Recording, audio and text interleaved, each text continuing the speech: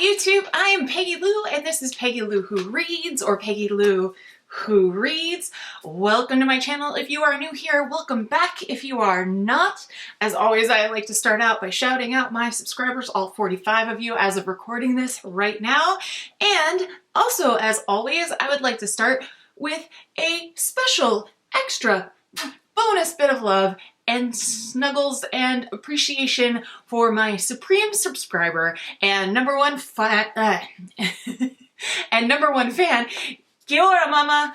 By the way, that was Maori, and let me know in the comments if you would like for me to put subtitles or in the description which languages I say hi to my mom in. And if you're wondering why I do it, it's because I think it's fun, and so does my mom. So there you go.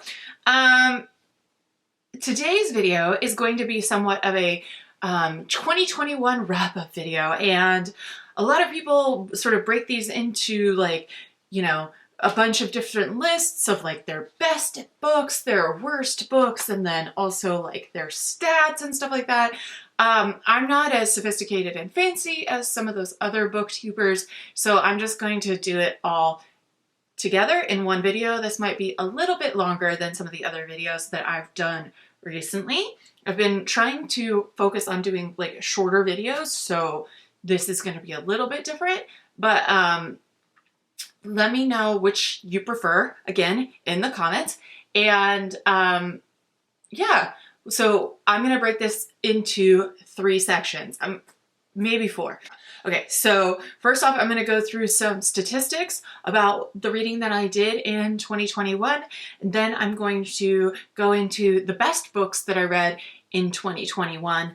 And then I'm going to go into possibly the DNFs, but if it seems like the battery's dying, then I'm just going to go straight into like the worst books of 2021. And the reason why I'm doing it in that order is because I'm not dumb. I know that you all love the petty, and we all love a good rant about anything, and books are no different. So I'm putting the best part at the end, and I'm hoping you'll watch all the way to the end, because if you do, you'll get to the part where I talk smack about all the literature and, you know, possibly your favorite book. Who knows? But not my favorite book. One other thing that I thought would be fun is something that I kind of stole off of another booktuber who is Emily Fox. If you don't watch Emily's channel, what are you doing with your life? Emily is a lovely booktuber from the north. She's from Canada, and she's French-Canadian. She has an interesting and unique perspective, and I don't think that I have seen any other French-Canadian booktubers, but that doesn't mean that they don't exist. But any rate, Emily Fox has done videos sometimes where she drinks and reads reviews of books she loves and gets upset about them and continues to keep drinking. So I probably won't drink enough to get really schnockered or anything like that, but I figured I would go ahead and since it's, you know, the year in review, I go ahead and celebrate a little bit with some very fancy, hold that thought.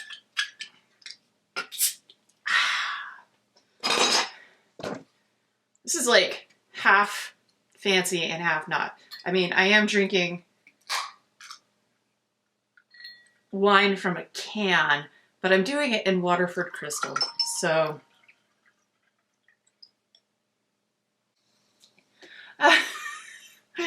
So here's my super fancy wine from a can in my very fancy Warterford crystal glass. And if you're wondering why the heck I have a Warterford crystal goblet, it's because I inherited them. So the first part, like I said, I'm going to go through some statistics.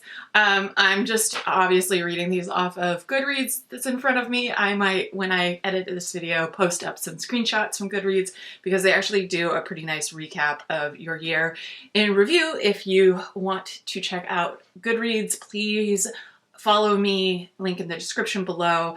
In 2022, I've started doing my own tracking because I just want to take my stats to the next level. 2021 year in review. So this year I read 60 books, and those 60 books totaled 21,489 pages. Whew. Goodreads is kind enough to tell me that the shortest book I read, coming in at a whopping 56 pages, was The Naughty List by Ellie Mae McGregor. And this was a book that I read in December, and I haven't done my December wrap-up video yet, but like, stay tuned. Or actually, there's going to be a special video about some of the books I read in December because they fall into a specific category that I want to talk about. The longest book that I read in 2021 was Frank Herbert's Dune, and that came in at a whopping 894 pages. I read that on my e-book reader, my e-reader, and I didn't realize it was that long. I think that was probably the first book that I read last year, and it was well before I started doing Booktube. So yeah, there's that. The average length of a book that I read last year, 358 pages. I would consider that to be like a pretty standard, normal book length. Of course, I read a couple really long ones, and then I throw in like a graphic novel, and it brings the number down, or just a short novella of a specific genre, special for the holidays. Stay tuned. The most popular book that I read, I reread Pride and Prejudice, and apparently 5,661,471 people have shelved that on Goodreads. And the least popular book that I've read, In Defense of Ska by Aaron Carnes. Stay tuned. My average rating is 3.5 books, which you won't know when you get to the end and I get petty. And the highest rated book that I read last year on Goodreads was The House in the Cerulean Sea by T.J. Klein, which I actually did not rate as high as most other people. It looks like it got an average of 4.3 stars. I think I might have given it 3. I thought it was pretty mediocre. My first review of the year, I guess Dune wasn't the first book that I finished. My first review of the year was actually for Ring Shout by P. Jelly Clark. I got it right. So yeah, that must have been like one of the first books I read. I will post up a little screen cap of some of the books that I read, and then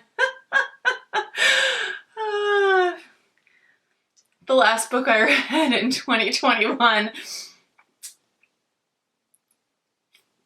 was Santa Claus is Going to Town on Me by ML Elisa. Don't judge me. That was the last book I rated in 2021, and I gave it 2 stars.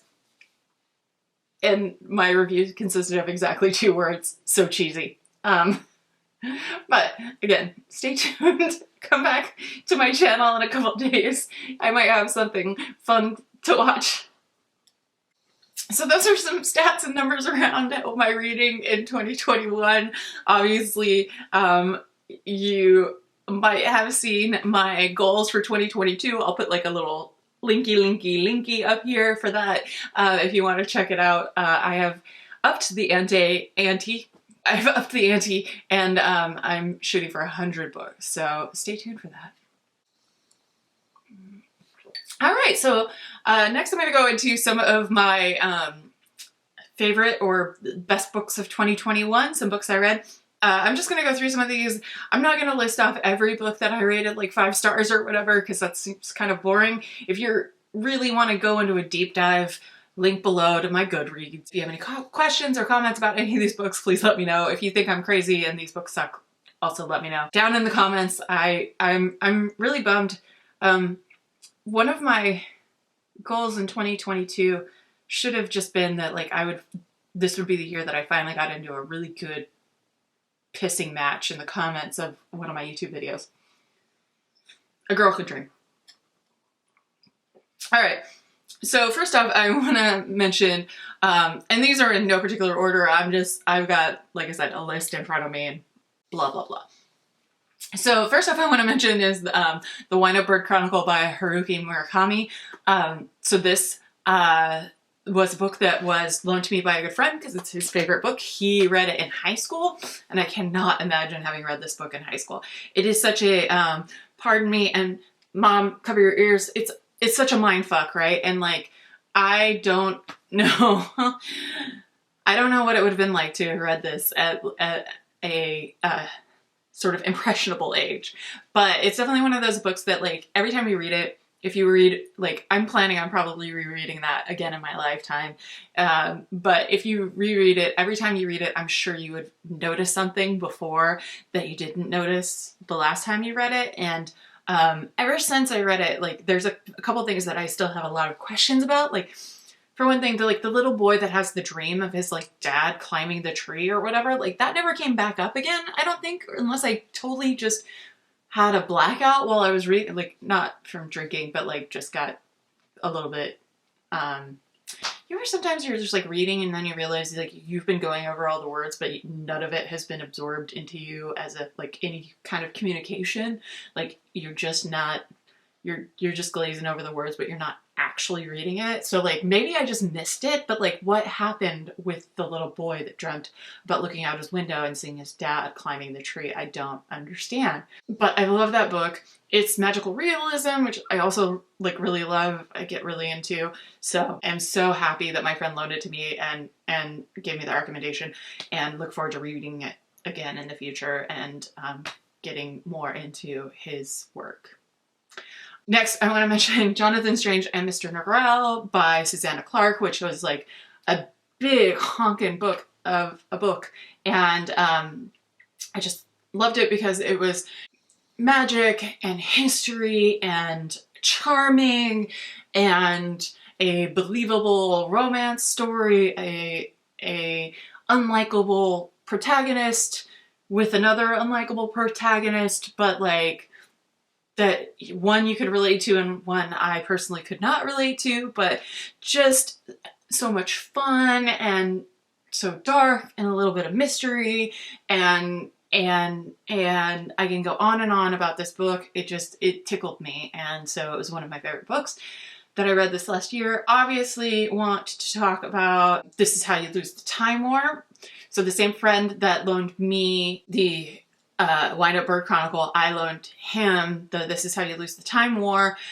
I love this book. This is the book that really sort of reinvigorated my love for reading and made me want to do Booktube. So thank you to the author whose name I'm going to now mispronounce, and I'm looking at it right now just so that I can try not to mess it up too bad, but Amal El-Molar and Max Gladstone. I love that book. It's amazing. It's a story that's told in, what do they call that? Epistolary? I think that's the word. I don't know. I'm probably mispronouncing that as well, and I'll put like a subtitle or something to get it right.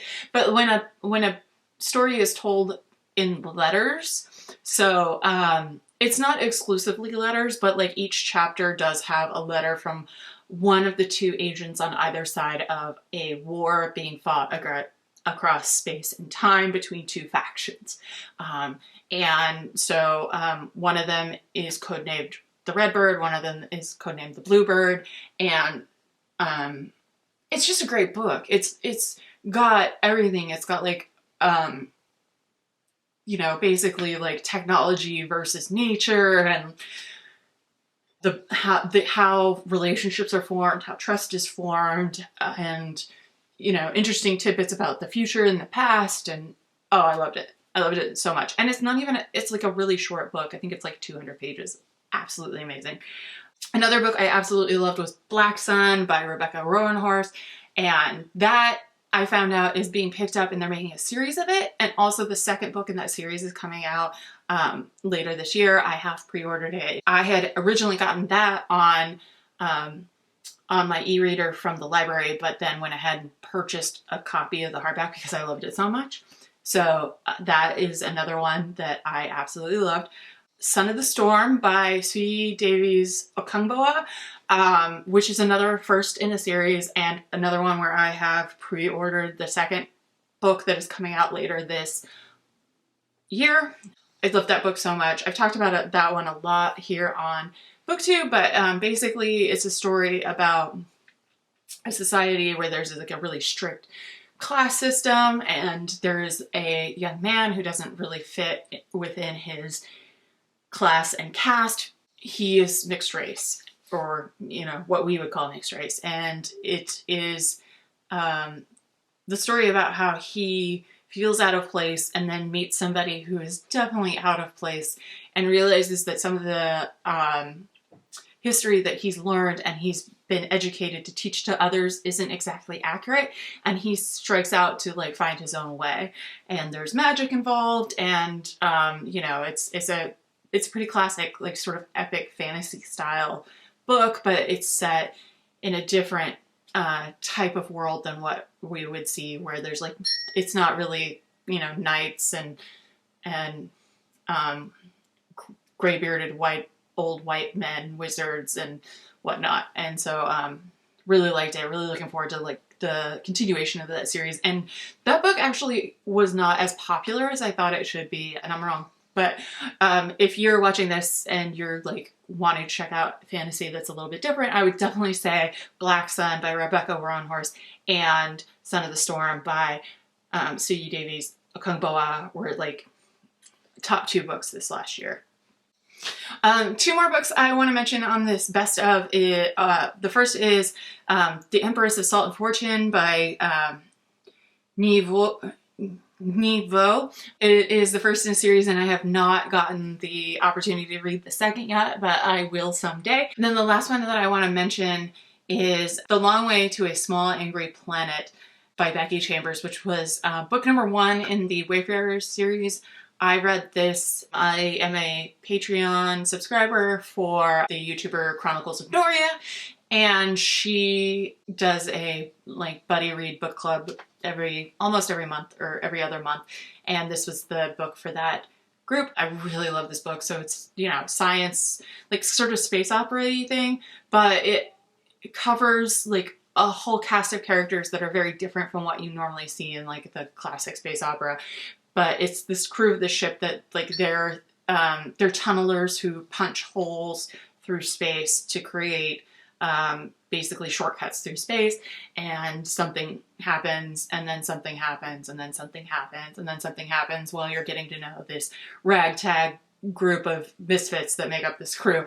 It's Star Wars, it's Serenity, it's all of those like Star Trek. I think more Deep Space Nine than classic or Next Generation. Am I showing my nerd cred yet? I really liked it. Excellent book. Brief section here. I'm going to talk about books that I DNF'd last year. First off was To Sleep in a Sea of Stars by Christopher Paolini. Yeah, Christopher Paolini. I DNF'd this book about maybe like 100 pages in. This was like another sort of space opera sci-fi book that the thing that annoyed the shit out of me about this book, and the reason why I didn't want to finish it, was because it was one where there was like an alien encounter where this encounter with this alien life form gave this gal a sort of like suit that like she couldn't get out of. And every time she ran into a problem, all of a sudden it was just like, and then miraculously the suit solved the problem for her. And it just annoyed the shit out of me because it just like seemed so lazy and annoying, and I didn't want to read it. Next book that I DNF'd was Bridgerton. Hold on. Like, what's the actual name of this book? Well, I checked out from the library like a volume that was the first 3 books of the Bridgerton series. And yeah, I didn't get very far in because before I was just like, I literally do not care.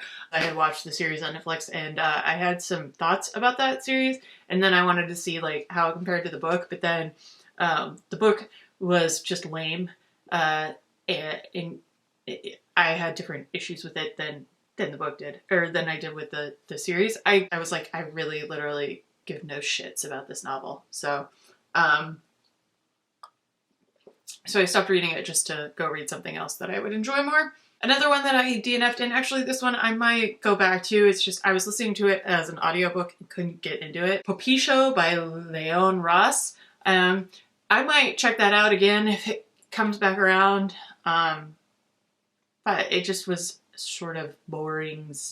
And I just tuned it out. The last book that I DNF'd was The Final Girl Support Group by Grady Hendrix. I just hated it. Like, I hated it. I didn't enjoy it. It wasn't scary. It just seemed like the whole thing was just based on the fact that, like, people with mental health issues are bad people. And then, you know, tried to make a kind of goofy premise work somehow, but really it was just a goofy premise. Okay, folks, here it is. Are you ready for this? These are the worst books of 2021, according to me. Or worst books that I read in 2021. Not all of these were published in 2021. They're just the ones I got to. First off, well, let's start with like the not so bad and go to the absolute worst. How about that? So first up, House of Hollow by Crystal Sutherland. This was a horror novel that was sort of a YA horror novel, and I actually kind of liked the book right up until the very near end, and then I just couldn't stand the ending, so I was pissed. Then there was Once There Were Wolves. Actually, funny fact, so this one actually has a really high average rating of something like 4.23 on Goodreads. I could not disagree more. This book pissed me off in a lot of ways. Just the way that it treated mental illness again, and also just tropey and schlocky, and the whole thing about like animals going off and unaliving themselves when they realize that they're a detriment to their herd or pack or whatever, yada yada bullshit. So noble. Ugh. They make it stop. Home Before Dark by Riley Sager. I feel like Riley Sager was like a really popular horror novelist who just, or thriller novelist who just continued then to put out less and less great books. And I came in somewhere in the middle on that one, but it wasn't all that scary. It was totally obvious what was going on. All you had to know was like a basic understanding of like architecture and how houses are built. And then you would just like totally know exactly what was going on with this. Let's see. Oh, I hate to say it, but like My Own Words by Ruth Bader Ginsburg is on this list just because, like, fine, it wasn't the memoir that I really thought it was going to be when I picked it up, but then like the fact that like so many of the speeches that she gave were just referencing a lot of the same case law and the same precedents. Totally not bagging on Ruth Bader Ginsburg for the fact that like that was something she leaned into when she was speaking publicly, but like then did we have to have a book that was all of the speeches she gave? Mad respect to her. I'm like, mad respect to like the influence she had and the case law and the precedent she managed to like solidify within the court and like her role on the Supreme Court and all of that. But like, I didn't need to read like another speech that referenced the same case over and over and over again. And so, yeah, it wasn't that great of a book. Okay, so we're really getting down to like some of my really, really the worst of the worst. Are you ready for it?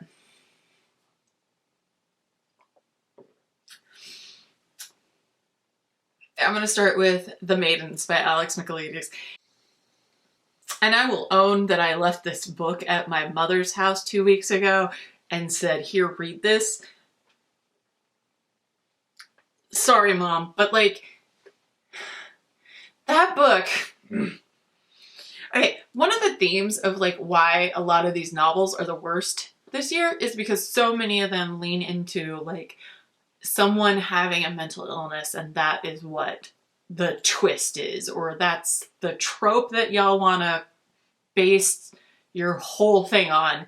And I just want to let you all know that I'm not here for it. I'm not here for it. People don't just turn into assholes because they're sick. They don't turn into assholes because they were traumatized. They don't turn into assholes because of their brain chemistry. Like, there are plenty of assholes out in the world who have absolutely nothing wrong with their brains. And, you know, regardless of the fact that the reality is, and it has been stated over and over and over again, people that suffer from mental health issues are much more likely to be the victims of a violent crime than the perpetrators. And yet, y'all weak authors, stop. Stop.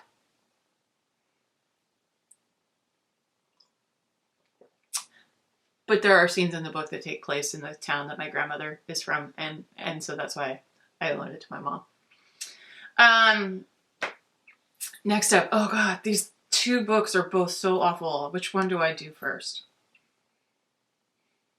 Okay, so remember my friend that loaned me the Wind Up Bird Chronicle, and who I also had loaned This Is How You Lose a Time War? Yeah, so I was reading this book, and in the middle of reading it, I sent him a text and said, hey, I'm reading this book. I really would love to hear your take on it. And he was like, what's the book? And I texted back and told him, and he was like, God damn it, blah, blah, blah.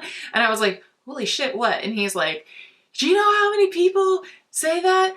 And my friend gave it to me, and because he gave it to me, I had to read it, and that book is awful, and he is right. And part of the reason why I wanted to know if he'd read it and wanted him to read it, even if he hadn't wanted him to read it, so that we could talk about how bad it was.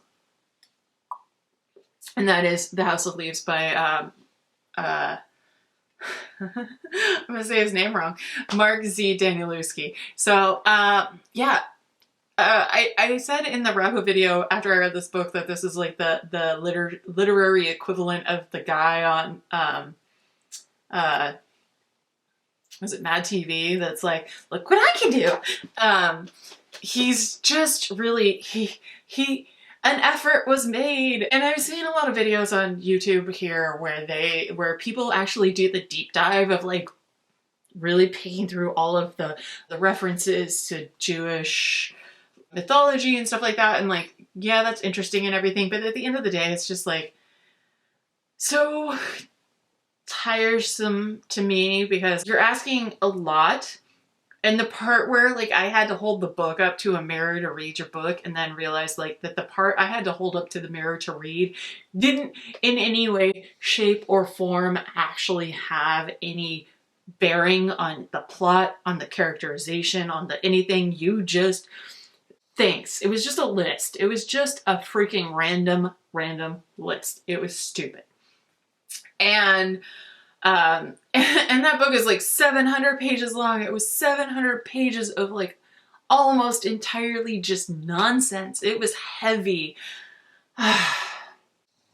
And so finally we come down to the final worst book. And again, these are not in any particular order. These are all pretty awful.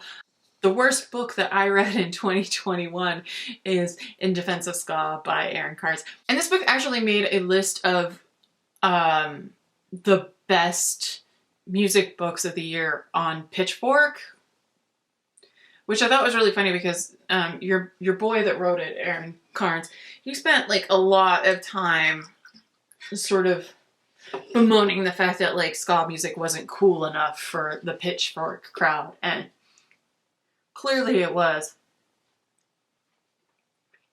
because they approved of his book and put it on a list with like all these other books. And as a reminder, like,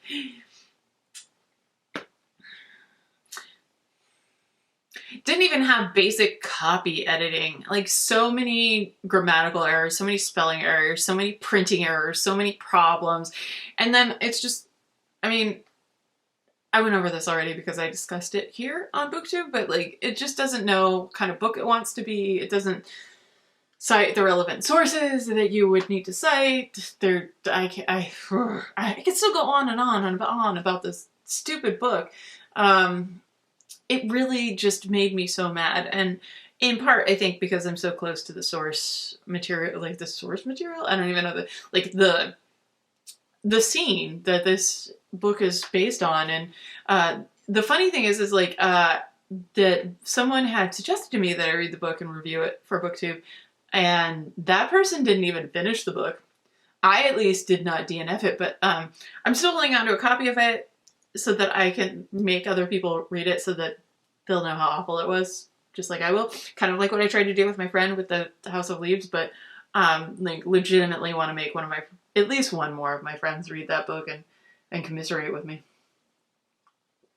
So that's it. It did the thing. Best and worst books that I read in 2021 with some DNFs and some stats at the beginning. What do you think of my assessment of these books? Are there any of these books that I rated the worst of the year books that you want to go to bat for? Or are there any books that I rated the best of 2021 that you think I'm wrong and full of shit? Leave a comment. That's what the comments are for. If you like my content, give me a thumbs up or a thumbs down. I don't care. Like, share, subscribe, yada yada yada, yakety smackety, blah blah blah. And you know, maybe leave a comment and say hi, Mom, and then my mom can respond to them all. And until next time, read well.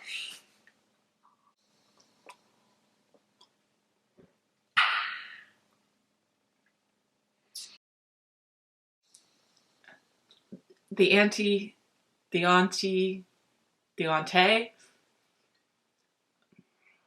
I've only had this much wine. I'm not drunk. I just can't pronounce words. La la la. Sue me. I knew that battery was gonna die. Damn it. All right, so where was I? Okay, so that was dumb. And it's possible that I will DNF this video if my battery decides to give up again tonight. Is it really giving up though? Because I just didn't charge it. I have no one to blame but myself, really. PSA, don't drink and drive, but it's totally okay to drink and YouTube, and it's also okay to drink and read.